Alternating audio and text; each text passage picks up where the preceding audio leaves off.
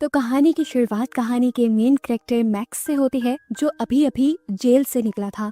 उसके जेल जाने की रीजन एक एक्सीडेंट था जिसमें उसकी अपनी ही फियांसी, जिससे वो बहुत ज्यादा प्यार करता था, वो मारी गई थी। उस दिन मैक्स नशे में था, इसलिए लड़की का मरना मैक्स पर मर्डर का केस बना देता है। इस एक्सीडेंट ने उसे तोड़ दिया था क्योंकि वो अपनी फियांसी से बहुत ज्यादा प्यार करता था। उसके ऊपर जुल्म ये हुआ कि उसे जेल भी हो गई और जिंदगी उसकी पूरी तरह बिखर गई। मैक्स को जेल से लेने के लिए उसके डैड रफा आए थे, जो कि दुनिया के अमीर तरीन आदमियों में से एक हैं। हमें इस टाइम दुनिया का हाल बताया जाता है। दुनिया के सभी मुल्क एक दूसरे से लड़ चुके हैं और अब एटॉमिक वॉर होने का बहुत बड़ा खतरा है। सभी लोग जानते हैं कि एक भी न्यूक्लियर वेपन चला तो पूरी इंसानियत खत्म हो जाएगी। दुनिया के सभी लोगों में बहुत ज्यादा पैनिक का माहौल है और लोग अपनी सेफ्टी के लिए कुछ ना कुछ जुगाड़ कर रहे हैं। ऐसे ही सिचुएशन में सामने आता है कि मेरा अंडरग्राउंड पार्क, जिसे डिजाइन किया गया है सिर्फ बिलियनर्स के लिए। वो लोग जो अपनी जिंदगी बचाने के लिए बिलियंस ऑफ डॉलर्स खर्च करने को तैयार थे। यहाँ पर हर चीज की फैसिलिटी थी, खाने पीने, उनकी सिक्योरिटी से लेकर उनके मेडिकल तक की। सबसे बड़ी बात कि ये फैसिलिटी बिल्कुल सेफ थी, एक अंडरग्राउंड बंकर के तौर पर बनाई गई थी। चाहे जितने भी न्यूक्लियर अटैक दुनिया पर हो जाते, इस फैसिलिटी के अंदर रहने वाले लोगों को कुछ भी ना होता, वो लोग सेफ रहते।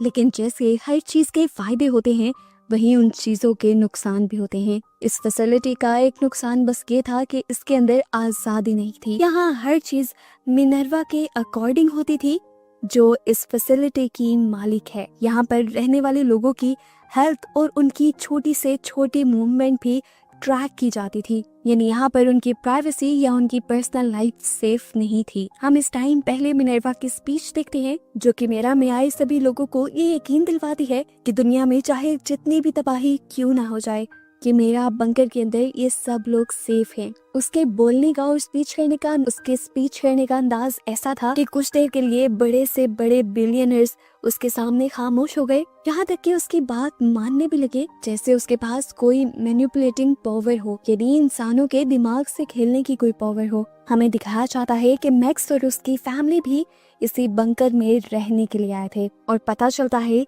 कि मैक्स की फियांसे की फैमिली भी इसी बंकर में रहने के लिए आई थी, क्योंकि वो लोग भी बहुत अमीर हैं। लेकिन वो लोग यहाँ मैक्स के आने से बिल्कुल खुश नहीं हैं। वो मैक्स को अपनी बेटी की मौत का कातिल मानते हैं और मैक्स को नफरत की नजरों से देखते हैं, जिस वजह से मैक्स का गिल्ट और ज्यादा बढ़ जाता है। मैक्स की फियांसे की बहन एशिया तो हमेशा अपनी बातों से मैक्स को परेशान ही करती थी, लेकिन एशिया के डैड ग्लेरमो उसे समझाते हैं कि जो होना था हो गया, अब हमें आगे बढ़ना चाहिए। हम इन सब लोगों को खाने की टेबल पर देखते हैं, जहाँ सब मिलकर खाना खा रहे थे और साथ ही में नोटिस करने वाली बात ये थी कि यहाँ पर सभी लोगों को यूनिफॉर्म्स पहनाए गए थे, जैसे वो आजाद जिंदगी ना गुजार रहे हों, बल्कि किसी इंस्टीट्यूट का हिस्सा हों। हर टाइम बड़ी बड़ी स्क्रीन्स और न्यूज चैनल्स के जरिए ये लोग बाहर की दुनिया की सिचुएशन देख पा रहे थे, जो बहुत ही ज्यादा बुरी थी। इस वजह से लोग पैनिक भी करते हैं और शुक्र भी करते हैं कि वो लोग कमेरा के अंदर हैं और उस सारी तबाही से बचे हुए हैं। पर एक दिन उनका ये भरम भी टूट जाता है कि वो लोग बंकर में सेफ हैं। बाहर दुनिया में होने वाले एक ब्लास्ट का असर पूरी तरह बंकर को हिला देता है। उसमें बुरे झटके लगते हैं, लाइट्स बंद हो जाती हैं और लीकेज भी होना शुरू हो जाती है। यहाँ पे रहने वाले सभी लोगों के सेफ्टी के लिए लोगों को डूम सिटी के अंदर लेकर जाया जाता है, जो इस बंकर की सबसे सेफ जगह है। पर कहानी में ट्विस्ट यहाँ आता है जब लोगों को ये शक होने लगता है कि बाहर की दुनिया में उतनी भी तबाही नहीं मची हुई जितनी यहाँ इस कैमरा के अंदर दिखाई जा रही है। जिन स्क्रीन्स पर ये लोग न्यूज देख रहे थे, लाइट्स के ऑफ होने की वजह से उन्हें स्क्रीन्स में कुछ ऐसे ग्लिचेस दिखाई जाती हैं, जिनसे लोग इस सोच में पड़ जाते हैं कि क्या ये सब फेक तो नहीं, क्या बाहर की तबाही को बढ़ा चढ़ा कर तो नहीं बताया जा रहा। और ये बात सच भी निकलती है। अलबत्ता अंदर के लोग तो सच्चाई अभी भी नहीं जानते, पर हमें बाहर की दुनिया एक नॉर्मल माहौल में दिखाई जाती है। पता चलता है कि बंकर के इर्द गिर्द फेक बॉम्बिंग की गई थी, ताकि अंदर बंकर के लोगों को बाहर की दुनिया की खराब सिचुएशन दिखाई जा सके। असल में मिनर्वा जो इस जगह की मालिक है, वही सभी बिलियनर्स को पागल बना रही है जो अपनी जिंदगी बचाने के लिए करोड़ों रुपए देकर इस बंकर के अंदर आए हैं। अब यहाँ पर एक शॉकिंग ट्विस्ट ये रिवील होता है कि वो सारा जंग का डर, बिलियनर्स का इस बंकर में आना उनकी सेफ्टी की सोच नहीं था, बल्कि ये सब एक एक चीज मिनर्वा का बनाया एक हाई स्टैंडर्ड प्लान था। उसने बड़ी जहानत से अपनी टीम के जरिए बिलियनर्स के आसपास ऐसे सिनेरियोज क्रिएट किए, ऐसे हालात बनाए कि उन्हें लगा दुनिया के हालात बहुत खराब हैं और जंगों की वजह से सब मारे जाएंगे। उनके दिल में डर बिठा दिया और इसी डर का फायदा उठाते हुए उन्हें बंकर तक वो ले आई। जो सीन्स और खबरें बंकर के अंदर दिखाई जा रही थी वो सब झूठ थी, AI से जनरेट की हुई थी ताकि लोग और भी ज्यादा खौफ में आ जाएं और बंकर से बाहर जाने का सोचे ही ना। लेकिन उसके बावजूद लोग यहाँ बंकर की जिंदगी से थोड़ा तंग आने लगे थे। उन्हें यहाँ पर जेल वाली फीलिंग आने लगी थी क्योंकि उनकी हर चीज पर नजर रखी जाती थी। वो यूनिफॉर्म्स में रहते थे, आजादी का यहाँ पर कोई नामो निशान नहीं था। उसके बावजूद भी लोग यहाँ से निकलने का नहीं सोचते क्योंकि मिनारा ने इन सब को बहुत ज्यादा डराया हुआ था। उसने छोटी सी छोटी चीज की डिटेल पर इतना काम किया था कि लोग उस पर शक भी नहीं कर पाए थे। बंकर को उसने जब झटके लगवाए थे आर्टिफिशियल इंजन के जरिए, तब उसने ऐसे साउंड्स पे क्रिएट किए जो अंदर बंकर के ऐसे सुनाए गए जैसे बाहर बॉम्ब फटा हो। और इन्हीं छोटी छोटी डिटेल्स की वजह से लोगों को कुछ और समझ ही नहीं आया। अब यहाँ पर हमें एक लड़की को दिखाया जाता है जिसकी हालत बहुत ज्यादा खराब हो चुकी है इस सारी सिचुएशन की वजह से। वो काफी ज्यादा डर गई थी, उसे पहले ही क्लॉस्ट्रोफोबिया था, यानी वो तंग और बंद जगहों पर नहीं रह सकती थी। और ऊपर से जंग और मरने का डर उसे इतना ज्यादा डरा देता है कि वो खुद की जान लेने की वॉशरूम में कोशिश करती है। एशिया जो खुद भी इस टाइम वॉशरूम में थी उसे भिनक पड़ जाती है और वो उस लड़की को बचाने के लिए जाती है। एशिया जब तक वहाँ पहुंची वो लटक चुकी थी। एशिया ने उसे गोद में पकड़ा और फिर ऊपर चढ़कर उसकी रस्सी काट दी। जब तक वो नीचे गिरी तब तक उसकी सांसें बंद होने वाली थी। एशिया जो कि एक डॉक्टर थी वो उसे CPR देती है और उसकी जिंदगी रिवाइव कर देती है, यानी उसे मरने से बचा लेती है। दिखाया जाता है वो लड़की जो यहाँ पर रहने वाले सभी लोगों को मॉनिटर कर रही थी। वो देखती है कि सभी लोगों के वाइटल्स डिस्टर्ब हो रहे हैं, उनकी हार्ट बीट, उनका टेम्परेचर, ब्लड प्रेशर और ग्लूकोज लेवल बहुत तेजी से ऊपर नीचे हो रहा है, क्योंकि वो सब मिनर्वा की दिखाई हुई डिस्टर्बिंग सीन की वजह से बहुत ज्यादा परेशान हो चुके हैं। ऐसी सिचुएशन में किसी की भी जान जा सकती है और मिनर्वा की अब अपनी फ्रेंड ही आकर उसे ये सब रोकने को कहती है। वो उसे कहती है कि अगर सच में ये सब कुछ हो रहा होता तो मैं तुम्हारे इस बंकर वाले प्लान का अच्छे से साथ देती, लेकिन तुम तो लोगों को वो रियलिटी दिखा रही हो जो एग्जिस्ट ही नहीं करती। दूसरी तरफ राफा की तबीयत बिगड़ने लगती है। वो जब अपने बेटे मैक्स के साथ खाना लेने के लिए मेस तक पहुंचता है तो उसे बताया जाता है कि मेस के रूल्स बहुत ज्यादा स्ट्रिक्ट हैं, उन्हें टाइम से पहले खाना नहीं मिलेगा। ये सुनकर राफा को गुस्सा आ जाता है और वो खुद खाना उठाने लगता है। स्टाफ का एक मेंबर जब उसे रोकता है तो यहाँ मैक्स और स्टाफ के मेंबर की लड़ाई हो जाती है और मैक्स उससे पूछता है कि तुम लोग हमारी सेफ्टी के लिए हो या फिर हमें मारने के लिए। इन दोनों के दरमियान में जब लड़ाई होती है तो मैक्स उस स्टाफ मेंबर का टीजर छीन लेता है। दिखाया जाता है कि ये पूरी लड़ाई पूरा स्टाफ यहाँ तक कि मिनर्वा खुद भी देख रही थी, पर कोई भी कुछ नहीं करता और इस तरह मिनर्वा की दोस्त को गुस्सा आ जाता है जो पहले ही ये सब मिनर्वा को बंद करने को कह रही थी। वो साइड में जाकर साफ साफ मिनर्वा से कह देती है कि बस बहुत हो गया, मैं अब यहाँ से जा रही हूँ ये सब कुछ छोड़कर। और इतनी ही देर में यहाँ पर मिनर्वा का भाई आ जाता है। दिखने में तो काफी वो रिलैक्स लग रहा था, लेकिन उसका लहजा बहुत ही ज्यादा सर्द था। वो उस लड़की से कहता है तुम्हें सिर्फ इस टाइम रिलैक्स होने की जरूरत है, ये टैबलेट्स खाओ और रिलैक्स करो। मिनर्वा की दोस्त उसके हाथ को झटक देती है और कहती है नहीं खानी तुम्हारी कोई दवाई। इससे पहले कि वो यहाँ से जाती, मिनर्वा का भाई गुस्से में उसे यहाँ से नीचे फेंक देता है धक्का देते हुए। नीचे गिरकर वो लड़की मर जाती है और इसके गिरने की आवाज से मिनर्वा का भाई खुद डर जाता है। वो मिनर्वा से कहता है अरे नहीं, मैं ऐसा नहीं करना चाहता था। उसके कहते ही सीन्स कट हो जाते हैं और फ्लैशबैक में हमें गिलर्मो का पास्ट बताया जाता है, जो पैदा ही एक बिलियनर फैमिली में हुआ था। उसका पैसा और कॉन्टेक्ट्स उसके दादा से उसे मिले थे, यहाँ तक के बिजनेस भी जिससे उसने आसमान की बुलंदियों पर पहुंचा दिया। उसने हमेशा एक लग्जूरियस लाइफ गुजारी थी और वो जहाँ भी चाहता था अपना कंट्रोल बना लेता था। वहाँ पता चलता है कि मिनर्वा ही पास्ट में गिलर्मो के बारे में ये सारी इंफॉर्मेशन अपने स्टाफ को बता रही थी और ये चीज जाहिर करती है कि यहाँ पर जितने भी लोग आए हुए थे गिलर्मो के साथ, उन सब पर पहले मिनर्वा ने रिसर्च की थी और उन सब को ही अपने ही प्लान के तहत मिनर्वा इस बंकर तक लेकर आई है। अब सीन कट होकर हमें बंकर के अंदर का सीन यानी प्रेजेंट का सीन दिखाया जाता है, जहाँ पर स्टाफ को मिनर्वा की फ्रेंड की लाश मिल जाती है। बंकर का सीन बहुत ज्यादा पैनिक हो जाता है और स्टाफ भी परेशान हो जाता है। उसकी मौत कैसे हुई थी, सब ये सवाल उठाने लग जाते हैं। इसीलिए सीसीटीवी फुटेज देखी जाती है, जहाँ तो ये दिख रहा था कि खुद मिनर्वा की फ्रेंड ने उसी जाल से गिरकर अपनी जान ली जहाँ से उसे मिनर्वा के भाई ने धक्का दिया था। पर हकीकत तो जानते हैं हम, ये फुटेज नकली थी और इसे एआई के जरिए जनरेट किया गया था। इसी टाइम मिनर्वा यहाँ पर एक और आदमी के मरने की फुटेज सभी लोगों को दिखाती है। ये आदमी सच में मरा नहीं था, बस इसकी फुटेज ही मिनर्वा ने सबको दिखाकर सबके दिमागों को एक और मर्तबा कंट्रोल करने की कोशिश की और कहा कि इस आदमी की मौत यहाँ पर रेडिएशंस की वजह से हुई है, क्योंकि यहाँ का सिक्योरिटी सिस्टम इफेक्ट हो गया है। वो मैक्स के डैड राफा से कहती है कि तुम दोनों ने कल जो लड़ाई की थी स्टाफ मेंबर्स के साथ, उसकी वजह से यहाँ के सिस्टम बहुत ज्यादा डिस्टर्ब हुए हैं। मैक्स के पास इस टाइम एक टीजर गन है और मैं चाहती हूँ कि वो ये टीजर गन वापस स्टाफ को दे दे। इधर एशिया के दिमाग में भी कोई खिचड़ी पक रही थी।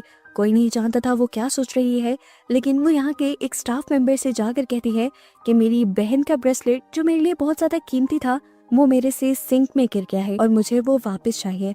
स्टाफ मेंबर उसे बताता है कि ये सारी चीजें कॉम्पैक्टर में जाती हैं और कॉम्पैक्टर की तरफ जाना हमें मना है। साथ ही हमें गिलर्मो की रूम की पर्सनल फुटेजेस भी दिखाई जाती हैं और पता चलता है कि मिनर्वा का स्टाफ सीक्रेटली उनके ऊपर नजर रख रहे थे। ये सारा डाटा किसी प्लान के तहत सेव हो रहा था और प्राइवेसी तो यहाँ थी ही नहीं।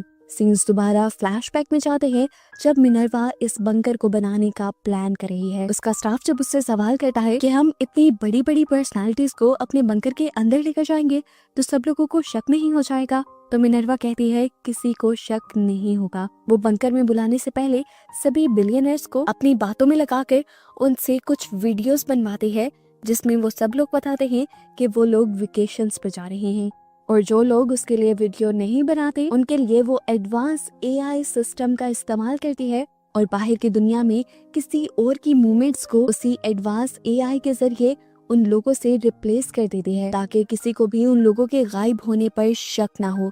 ऐसा उसने एशिया और बहुत से और लोगों के साथ किया था। अब सीन में हम दोबारा एशिया को देखते हैं जो स्टाफ के उस मेंबर को बातों में लगाते हुए कॉम्पैक्टर तक चली गई थी। यहाँ आने का उसका मकसद सिर्फ ब्रेसलेट नहीं था, बल्कि यहाँ से अपनी बहन का फोन उठाना उसका मकसद था जो पहले उनसे ले लिया गया था। स्टाफ मेंबर इस फोन को देख भी लेता है और एशिया से इस फोन को मांगता भी है, लेकिन एशिया उससे रिक्वेस्ट करती है देखो ये मेरे पास मेरी बहन की आखिरी निशानी है, इसमें मेरी बहन की वीडियोस भी हैं। स्टाफ मेंबर एशिया से फोन नहीं लेता और इस तरह सीन शिफ्ट होकर मिनर्वा पे चले जाते हैं।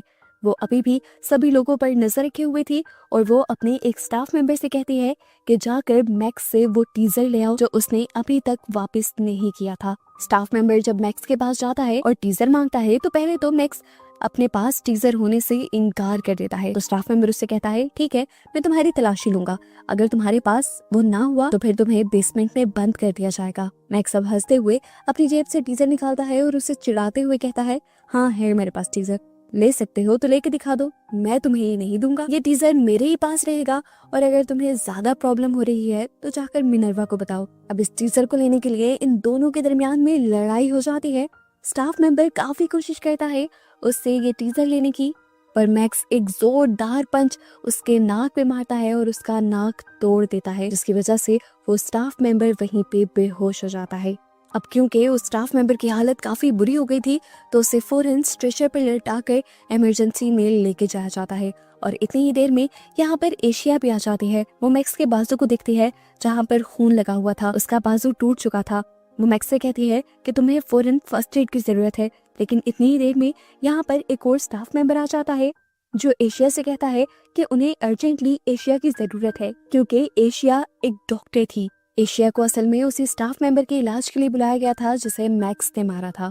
एशिया उसकी हालत देखती है और उसे एक इंजेक्शन देते हुए होश में ले आती है और यहाँ पर सभी परेशान हुए लोग एकदम से उसके होश में आने पर खुश हो जाते हैं। अब कहानी में आता है एक नया ट्विस्ट और एक नया इंसान, गिलेर्मो का बिजनेस पार्टनर, जो बार बार गिलेर्मो को कॉल कर रहा है, लेकिन गिलेर्मो तो इस बंकर के अंदर है। इस आदमी की वजह से स्टाफ, यहाँ तक कि मिनर्वा भी परेशान है। यहाँ दिखाया जाता है कि मिनर्वा सबसे पहले मैक्स के पास जाकर उसे बातों में लगाकर उससे टीजर ले लेती है और वो टीजर सजा के तौर पर उसे ही लगाकर यहाँ से चली जाती है। अब सभी बंकर के लोग जो काफी दिन यहाँ पर रहकर बोर हो चुके थे, उन्हें बाहर की दुनिया के बारे में जानना था और वो बार बार बाहर की दुनिया के बारे में पूछ रहे थे। उन लोगों को तसल्ली दी जाती है कि बाहर की दुनिया से कांटेक्ट करने की कोशिश की जा रही है, जैसे ही कांटेक्ट होगा सबको बता दिया जाएगा। कुछ देर बाद इन लोगों को एक फेक न्यूज सुना दी जाती है कि बाहर बहुत ज्यादा जंग का माहौल है और बाहर से कांटेक्ट नहीं हो पा रहा। अब नेक्स्ट सीन में हमें बंकर के अंदर के लोगों का आपस में कनेक्शन और रिलेशंस के बारे में बताया जाता है। हम गिलेर्मो और रफा को एक साथ देखते हैं। यहाँ गिलेर्मो सबके सामने रफा को अपना दोस्त बताता है, हालांकि पहले सीन से ही वो उसका दुश्मन नजर आ रहा था। यहाँ पर इनकी बातों से पता चलता है कि रफा ने गिलेर्मो को अपनी लॉयल्टी जाहिर करने के लिए खुद अपने बेटे को फंसाकर जेल भेजा था। हालांकि वो तो बहुत आसानी से अपने बेटे को प्रोटेक्ट कर सकता था। हम इन दोनों को स्विमिंग पूल में एक साथ एंजॉय करते हुए दिखते हैं और तभी इनके पास एक लड़की आती है। गिलेर्मो उसे रफा के साथ रहने को कहता है और यहाँ दूसरी तरफ क्लिनिक में एशिया जब मैक्स की बैंडेज कर रही होती है तो मैक्स को एशिया में उसकी फियांसी की झलक आती है। सीन्स स्टाफ रूम की तरफ शिफ्ट होते हैं, जहाँ पर गिलेर्मो का बिजनेस पार्टनर बहुत सारी कॉल्स कर रहा था। उसकी वजह से पूरा स्टाफ परेशान था। मिनर्वा का सारा प्लान भी फेल हो सकता था, सिर्फ इस वजह से कि लोग गिलेर्मो को ढूंढने लगे थे। अब गिलेर्मो का बिजनेस पार्टनर एक वीडियो मैसेज भेजता है जिसके अंदर उसने किसी बड़े इंसान की पिक्चर दिखाई थी और वो बहुत ज्यादा एक्साइटेड होकर बताता है कि हमें वो मिल गया है। ये मैसेज देखकर मिनर्वा भी शॉक रह जाती है और अपने एआई सिस्टम का यूज करते हुए गिलेर्मो के बिजनेस पार्टनर से मीटिंग फिक्स करती है। यानी अब वो खुद गिलेर्मो के बिजनेस पार्टनर से बात करने वाली थी, गिलेर्मो बनकर। गिलेर्मो के बिजनेसमैन को जरा सा भी शक नहीं होता कि वो इंसान गिलेर्मो नहीं है जो उससे बात कर रहा है। वो आदमी इस मर्तबा भी एक्साइटेड होकर बताता है कि हमें वो मिल गया है जिसकी हमें सालों से तलाश थी और अब हम और भी ज्यादा अमीर हो जाएंगे। बाहर की दुनिया में गिलेर्मो का शिद्दत से इंतजार हो रहा था और ये चीज मिनर्वा का प्लान फेल कर रही थी। वो इस टाइम बहुत ज्यादा टेंशन में थी। उसने ये सब काफी मुश्किलों से हासिल किया था। अब क्या उसका प्लान फेल हो जाता? उसकी इसी सोचों के दौरान फ्लैशबैक में हमें मिनर्वा की कहानी दिखाई जाती है। मिनर्वा की जिंदगी का पहला बुरा फेज वो था जिस दिन उसे पता चला कि उसकी मॉम उन्हें छोड़कर चली गई है।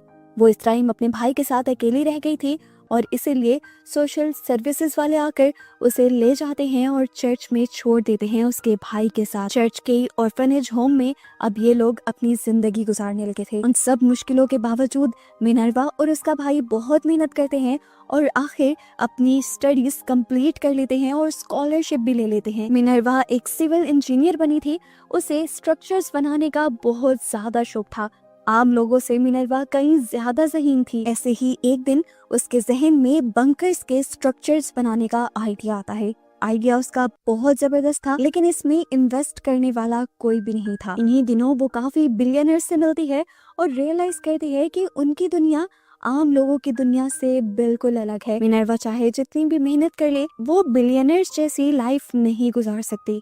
और ऐसे ही वक्त में उसे एक नया आइडिया आता है। वो इस आइडिया में अपने भाई को अपने साथ मिलाती है जो कि एक इंजीनियर था और यहीं से ये लोग कमेरा यानी बिलियनर बंकर बनाने की तैयारी शुरू करते हैं। सीन्स दोबारा प्रेजेंट पे शिफ्ट हो जाते हैं, जहाँ पर मिनर्वा अभी भी परेशान बैठी हुई थी। गिलेर्मो के बिजनेस पार्टनर ने बार बार BJ3 के बारे में बात की थी और मिनर्वा को समझ नहीं आ रही थी कि BJ3 है क्या, कोई कोड है, कोई बिजनेस प्लान है या कोई आदमी। वो इसके बारे में सर्च करती रहती है और आखिर उसे पता चलता है कि BJ3 कोई इंसान या बिजनेस प्लान नहीं, बल्कि वो तो एक घोड़ा था गिलेर्मो के दादा का, जिसकी कीमत दुनिया में सबसे ज्यादा थी। गिलेर्मो का बिजनेस पार्टनर चाहता था कि BJ3 बिक जाए, लेकिन गिलेर्मो उस घोड़े को बेचने के लिए तैयार नहीं था, क्योंकि उसके साथ उसके फैमिली इमोशंस जुड़े हुए थे। अब घोड़े की असल प्राइस जानकर मिनर्वा के दिल में लालच आ जाता है और वो एक नया प्लान करती है।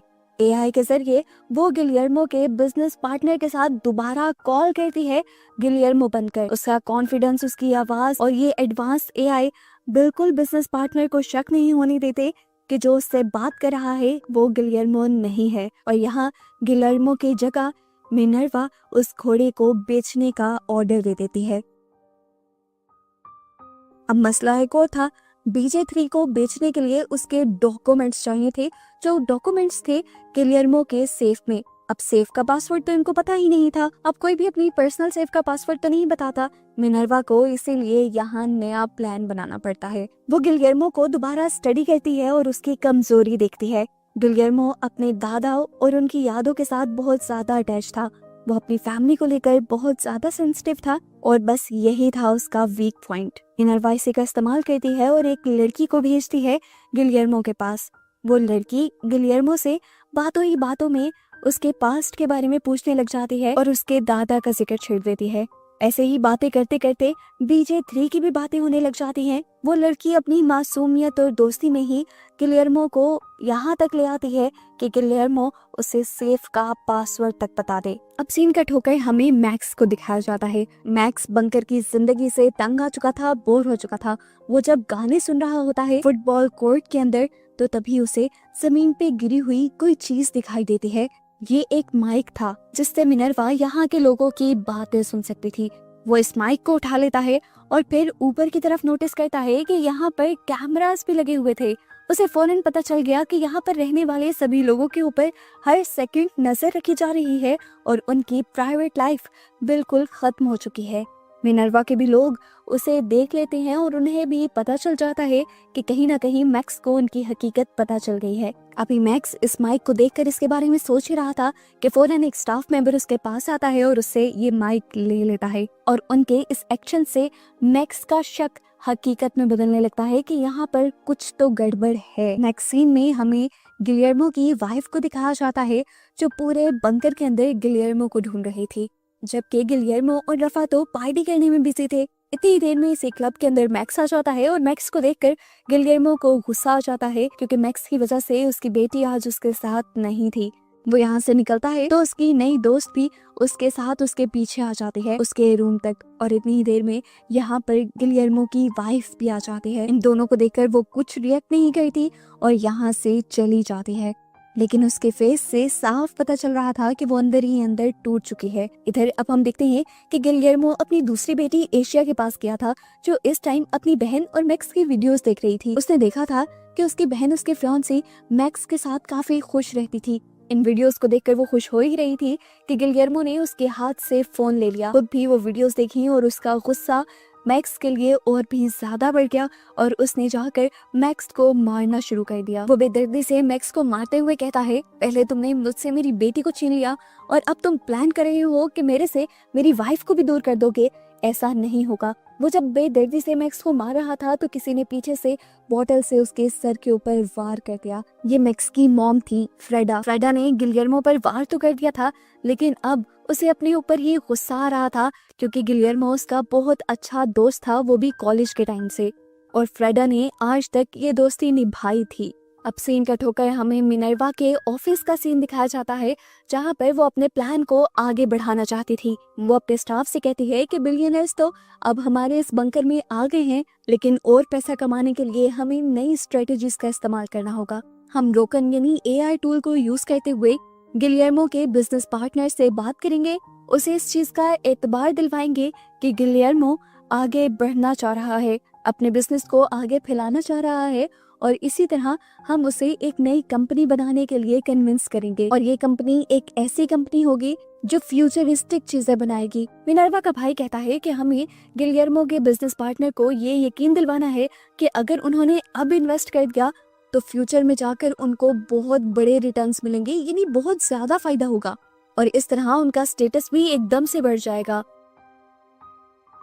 अब मिनर्वा अपने प्लान के तहत AI टूल का इस्तेमाल करते हुए गिलियर्मो के बिजनेस पार्टनर से बात करती है और उसे नई कंपनी बनाने के लिए कन्विंस करने लगती है। लेकिन गिलियर्मो का बिजनेस पार्टनर कहीं ना कहीं इस प्रोजेक्ट को करने के लिए मान नहीं रहा था, क्योंकि इसमें रिस्क बहुत ज्यादा था।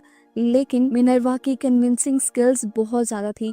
वो फेक डेटा, गिलियर्मो का नाम और बहुत सी चीजों का इस्तेमाल करते हुए गिलियर्मो के बिजनेस पार्टनर का ट्रस्ट जीत लेती है और उसे मना लेती है नई कंपनी में इन्वेस्ट करने के लिए। अगले दिन दोबारा मिनर्वा गिलियर्मो की ही शक्ल में कॉल करते हुए उसके बिजनेस पार्टनर को उसके घर भेजती है, ताकि उसकी सेफ से BJ3 के डॉक्यूमेंट्स निकाले जा सकें। सेफ का पासवर्ड तो पहले ही उसने पता चलवा लिया था और अब वो फेक वीडियो कॉल के जरिए वो पासवर्ड भी उसके बिजनेसमैन को बता देते हैं। और जैसे ही वो सेफ खुलती है तो यहाँ पर मिनर्वा का पूरा स्टाफ जश्न मनाता है। BJ3 के सारे पैसे भी मिनर्वा के ही अकाउंट में ट्रांसफर होने वाले थे। अब जब गिलियर्मो का बिजनेस पार्टनर वो सेफ बंद करने वाला होता है तो सेफ के अंदर उसे एक और डॉक्यूमेंट फाइल मिल जाती है, जिसके अंदर लिखा था कि मेरा अंडरग्राउंड पार्क।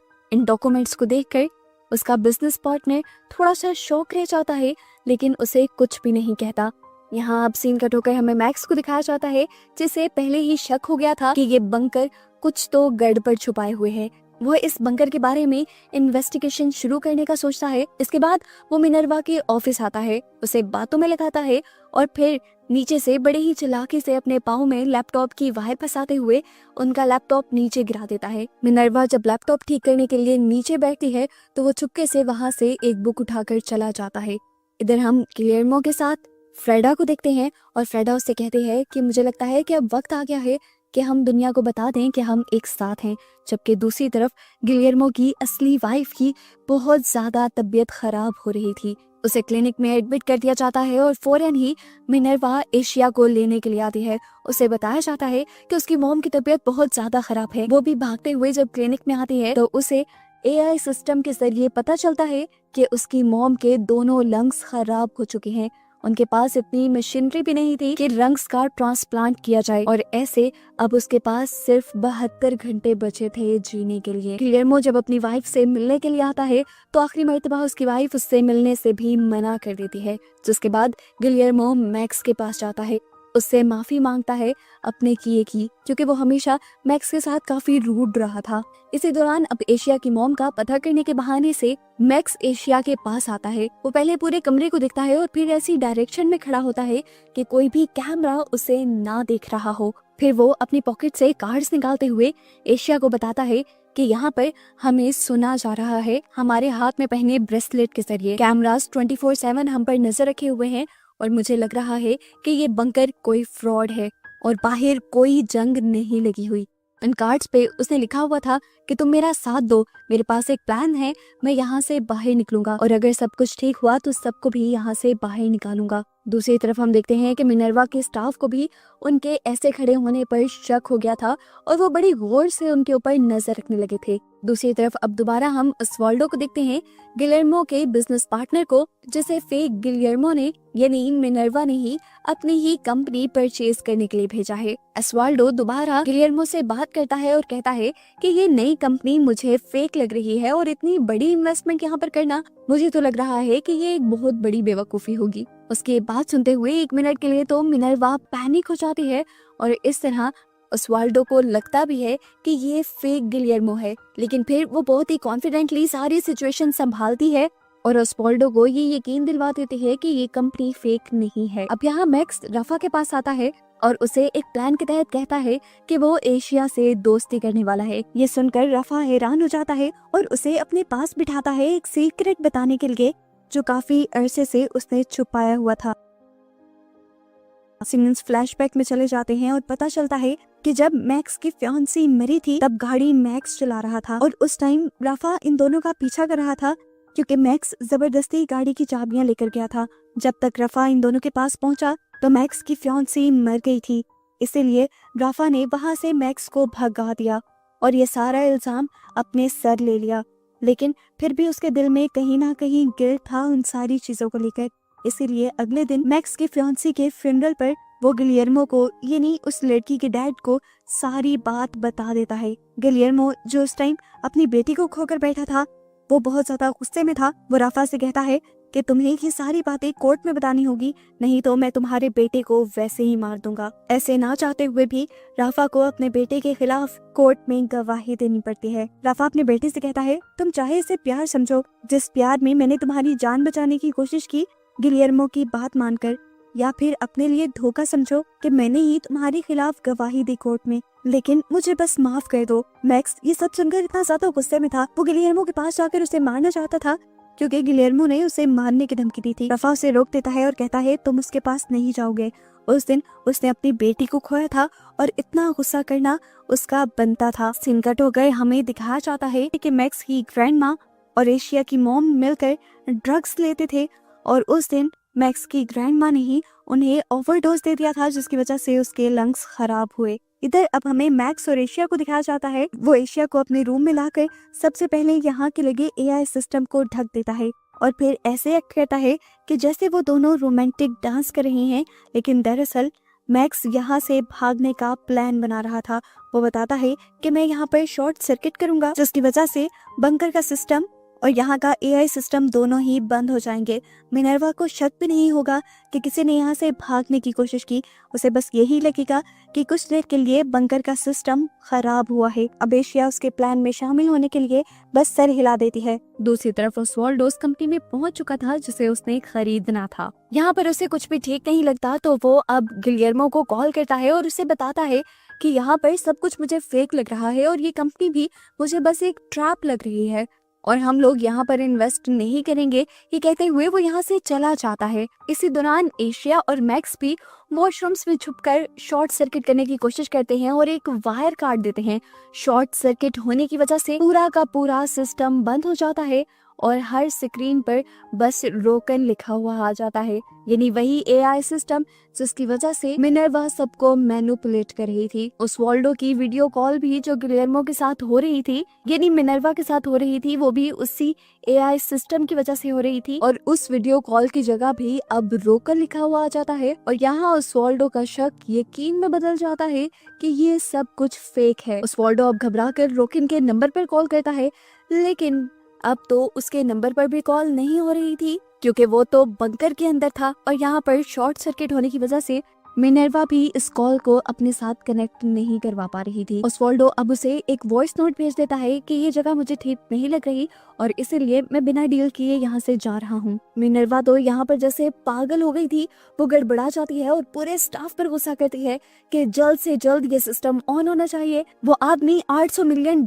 लेकर मेरी कंपनी खरीदने आ रहा था और यहाँ पर तुमने सब बिगाड़ दिया। यहाँ हम देखते हैं कि मैक्स जिसने शॉर्ट सर्किट किया था वो खुद ही सिस्टम को दोबारा ऑन कर देता है और नोट करता है कि इलेक्ट्रिसिटी यानी एनर्जी मिलने के बाद रोकन एआई सिस्टम को ऑन होने में तकरीबन 2.5 मिनट और लग जाते हैं। अब क्योंकि मैक्स की सोच के मुताबिक उसका प्लान काम कर रहा था, तो वो बहुत ही कॉन्फिडेंटली एशिया की तरफ देखता है और एशिया भी सर हिलाकर उसे हौसला देती है। सिस्टम के दोबारा ऑन होते ही मिनर्वा गिलेर्मो बनकर दोबारा ओस्वाल्डो को कॉल करती है और गुस्से में उससे कहती है कि तुम इस मीटिंग को छोड़कर कहीं नहीं जाओगे, मैं खुद उसके सीईओ से बात करता हूँ, तुम अभी होटल में रुको और कल सुबह तुम ये डील करके ही जाओगे। यहाँ पर हम देखते हैं कि मैक्स और एशिया उस स्टाफ मेंबर के पास जाते हैं जिससे अक्सर एशिया बातें करती थी। ये लोग एक प्लान के तहत गए थे। यहाँ पर मैक्स उसके ऊपर रोब जमाने लगता है और कहता है, तुम एशिया के आगे पीछे क्यों घूमते हो, क्या बातें करते हो तुम इससे। एशिया यहाँ पर ऐसा ड्रामा करती है जैसे वो घबरा गई हो और मैक्स से कहती है, छोड़ो मैक्स। वो लड़का मैक्स को और चिढ़ाने के लिए कहता है, मैं तो तुम्हारी मॉम के साथ भी था। ये सुनकर मैक्स गुस्से वाली एक्टिंग करता है और इतने में ही एशिया यहाँ से वायरलेस एयरबड्स उठा लेती है। गुस्से में मैक्स अब अपनी मॉम के पास जाता है और उससे पूछता है कि क्या आप यहाँ के स्टाफ मेंबर के साथ भी नहीं हैं। मैक्स की मॉम ये कन्फेस कर लेती हैं कि हाँ, वो स्टाफ मेंबर उसके पास आया था। वो साथ में ये भी कहती है कि मैं तुमसे भी उतना प्यार नहीं करती जितना मुझे करना चाहिए, इसीलिए मैं तुमसे जेल में भी मिलने नहीं आई क्योंकि मैं गिलियर्मो से प्यार करती हूँ और उसके साथ लॉयल्टी निभाने के लिए मैंने तुम्हें इग्नोर किया। वो कहती है, मुझे तो उल्टा तुम पर गुस्सा था कि तुम्हारी वजह से गिलियर्मो हमसे नाराज हो गया। ये सुनकर मैक्स पूरी तरह टूट जाता है। एक तरफ उसके डैड थे जिन्होंने उसी के खिलाफ अदालत में गवाही दी थी और दूसरी तरफ उसकी मॉम थी जो उससे प्यार नहीं करती थी। ये हकीकत जानकर वो पूरी तरह टूट जाता है। गुस्से में जाकर वो ये हकीकत अपने डैड को बता देता है कि उसकी मॉम राफा के साथ रहती हैं। और इस बात से रफा भी टूट जाता है। इसके बाद दिखाया जाता है कि मैक्स अपना वो ब्रेसलेट तोड़ देता है जिसकी वजह से उसे ट्रैक किया जाता था और वो अब एशिया के साथ ब्लैंकेट में छुपकर मिनर्वा के खिलाफ प्लान बनाने लगता है। यहाँ पर गिलियर्मो अपनी बीमार वाइफ से मिलने के लिए जाता है और देखता है कि वो अभी भी मैक्स की ग्रैंड मॉम के साथ थी। ये देखकर उसे गुस्सा आ जाता है और वो रफा के पास जाता है और उसे कहता है कि कोई इंसान इतना ज्यादा गिरा हुआ कैसे हो सकता है, वो दोनों एक साथ कैसे रह सकती हैं। यहाँ रफा उनसे कहता है मैं उनके बारे में कुछ नहीं कर सकता, लेकिन तुम मेरे लिए एक काम कर सकते हो, तुम फ्रेडा से जाकर कहो कि मेरे पास वापस आ जाए। और यहाँ पर हमें साफ पता चल जाता है कि रफा पहले से ही जानता था कि उसकी वाइफ गिलियर्मो के साथ है, लेकिन वो फिर भी उससे प्यार करता था। सीन्स दोबारा ओस्वाल्डो के ऊपर शिफ्ट होते हैं, जो जब रात को होटल में डिनर कर रहा होता है तो वो एक लड़की को दिखता है जो अपनी मॉम के साथ बहस कर रही थी और काफी ज्यादा दुखी भी थी। वो लड़की दुखी होकर साइड पे चली जाती है और ओस्वाल्डो उसे सहारा देने के लिए उसके पास आता है। पता चलता है कि ये सारा मिनर्वा का बिछाया एक प्लान था और उसका प्लान काम भी कर रहा था क्योंकि ओस्वाल्डो उस लड़की तक आ गया।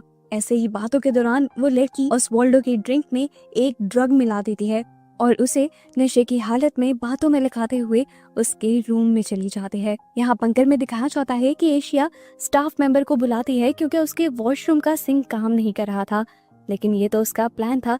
जैसे ही वो लड़का अपने काम में लगता है तो पीछे से मैक्स आकर उस लड़के को पकड़ लेता है और एशिया उसे बेहोशी का एक इंजेक्शन लगा देती है। फिर एशिया उसी स्टाफ मेंबर का यूनिफॉर्म पहनते हुए स्टोर रूम में चली जाती है, जहाँ पर बाद में मैक्स भी आ जाता है और ये दोनों एक इलेक्ट्रिक केटल को तैयार करने लगते हैं जिससे वो यहाँ पर एक बड़ा शॉर्ट सर्किट करवाने वाले थे अपने प्लान को पूरा करने के लिए। यहाँ ओस्वाल्डो को ड्रग की ओवरडोज की वजह से होश ही नहीं रहता कि वो कहाँ था और क्या कर रहा था। अभी उसका नशा पूरी तरह उतरा नहीं था कि नकली गिलर्मो यानी मिनर्वा उसे कॉल करके कहती है कि अभी तक तुम बिजनेस मीटिंग के लिए नहीं गए, काफी देर हो गई है। होश में वो सारी बातों को सही से एनालाइज नहीं कर पाता और गिलर्मो की बात मानते हुए वो उस ऑफिस में चला जाता है डील करने के लिए। आखिर 900 मिलियन डॉलर्स में उसने मिनर्वा की फेक कंपनी खरीद ली थी और ये देखकर मिनर्वा और उसका पूरा स्टाफ जश्न मनाता है एक और मर्तबा। इसी दौरान यहाँ पर मैक्स भी अपना प्लान शुरू कर चुका था।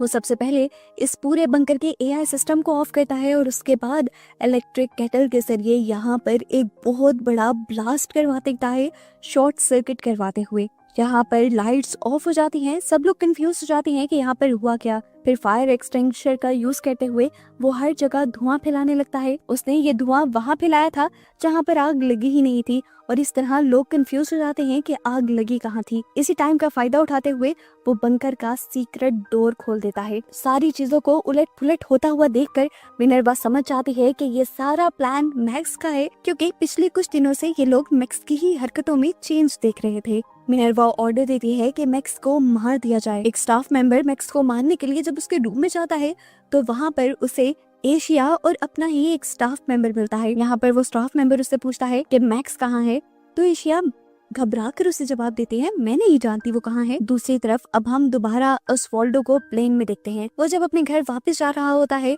तो वो एक बिलबोर्ड देखता है जिस पर उसी औरत की माँ की पिक्चर थी जिससे वो कल मिला था और यहाँ पर वो सोच में पड़ जाता है कि क्या जो सब उसने देखा वो ड्रामा था। अपनी सोच को कंफर्म करने के लिए वो उस लड़की को इंस्टाग्राम पे सर्च करता है, लेकिन उसका अकाउंट डिलीट बोलता है। वो गूगल सर्च करता है और उसे पता चलता है कि सच में उसके साथ धोखा हो गया था। वो फौरन अपने प्लेन को वापस उसी कंपनी की तरफ मोड़ने को कहता है जिसके साथ वो डील करके आया था। सीन कट होकर दोबारा एशिया को दिखाया जाता है जिससे अभी मैक्स के बारे में ही सवाल हो रहे थे कि यहाँ पर घबराई हुई मिनर्वा आ जाती है। वो उसे बताती है कि तुम्हारी मॉम को कुछ हो गया है।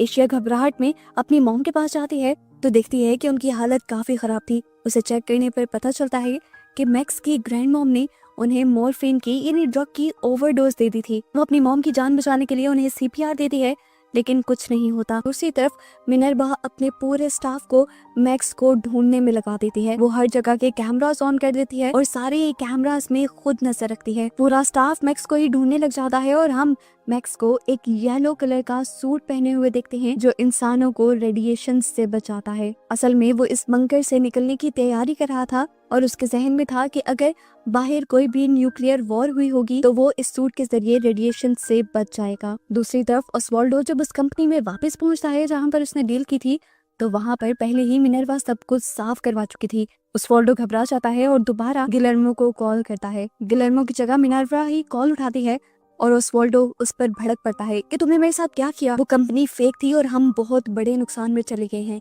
वो उससे कहता है कि तुम सच हो भी या नहीं। अब वो उससे पूछता है कि कैमेरा अंडरग्राउंड बंकर है क्या। गिलर्मो से कहता है मुझे नहीं पता। वो कहता है बकवास मत करो और मुझे एक और बात बताओ, तुम मुझे बचपन में क्या कहकर पुकारते थे। मिनर्वा कहती है ये क्या बकवास है, मैंने हमेशा तुम्हें तुम्हारे नाम से ही पुकारा है।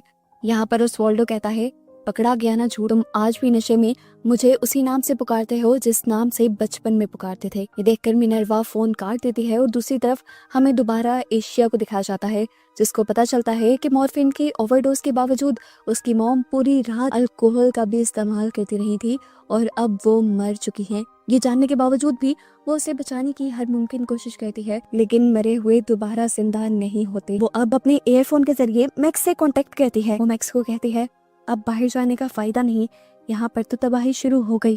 तो मैक्स उसे जवाब देता है कि मैं बाहर अपनी आज़ादी के लिए जा रहा हूँ और अगर बाहर सब कुछ ठीक हुआ तो मैं सबको यहाँ से निकाल कर ले जाऊंगा। जाने से पहले एशिया उससे सबसे बड़ा कन्फेशन करती है और कहती है मैक्स मैं तुमसे हमेशा से प्यार करती थी। एशिया के मुंह से ये सुनने की मैक्स को बिल्कुल उम्मीद नहीं थी। मैक्स भी उसे कहता है एशिया तुम दुनिया की सबसे हसीन और खूबसूरत दिल वाली लड़की हो, मैं तुम्हें वापस लेने के लिए जरूर आऊंगा। तो एशिया जवाब कहती है तुम ना भी आए तो मैं खुद बाहर आ जाऊंगी तुम तक। बस ये कहते ही मैक्स फाइनली इस बंकर से बाहर निकल जाता है और ये सीजन इसी मिस्ट्री के साथ एंड हो जाता है कि क्या मैक्स बाकी सबको बाहर ले जा पाएगा या नहीं। भाई हमें करना है लौंडा नाच। और फिर